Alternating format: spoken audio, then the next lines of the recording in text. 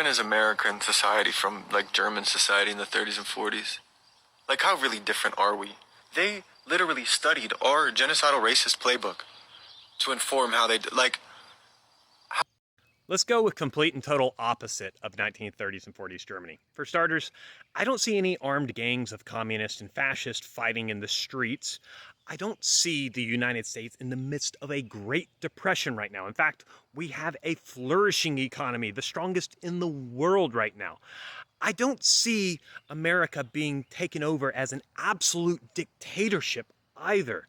We're also a secular country with separation of church and state, as well as civil rights acts which protect minorities for race, religion, and other reasons. And this whole thing that the Yahtzees copied our genocidal playbook, let's take a look at that playbook, by the way. It was literally Western novels written by a German novelist, Karl May. This is the guy who inspired H-Man in his genocidal policies somewhat from America. A German author that wrote Western novels. Not exactly a historical resource. But here's the thing. This whole idea that America inspired the Yahtzees because America was so evil is the utmost dumbest negative American exceptionalism there is. You can't even accept that America isn't the most evil country in all of history, because it's just simply not. The fact of the matter is, if the USA had never existed, the Yahtzees probably still would have come to power and been just as bad. They had plenty of other influences, including their own German history of colonialism. Not to mention, 1,000 years of European anti-Semitism is kind of hard to overlook, and you seem to be overlooking that one quite a bit. It takes a really, really privileged American to think that the USA is a fascist state and just as bad as 1930s and 40s Germany.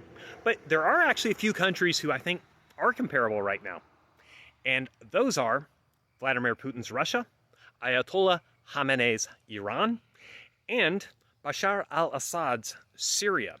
Those are actually genuinely fascist states. And I can tell you something right here and now. You know how some of the police have used disproportionate force against protesters in these college protests right now? Do you know what they do in those countries? They would have used live ammunition. And you know why we know this?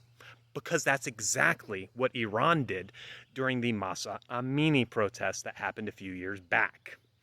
And Bashar al-Assad, he's waging a literal civil war against his own people for their part in the Arab Spring protest.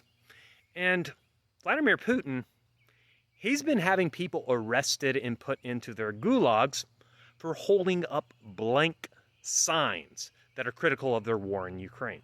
So here's the thing.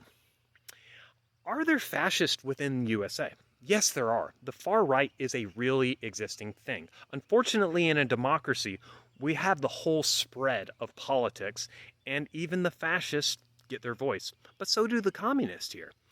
And at the end of the day, if you actually want to protect America from fascism, quit fear-mongering and saying we are already there, and actually put in the work, vote for candidates that oppose the fascists, like Donald Trump, and quit making these stupid videos.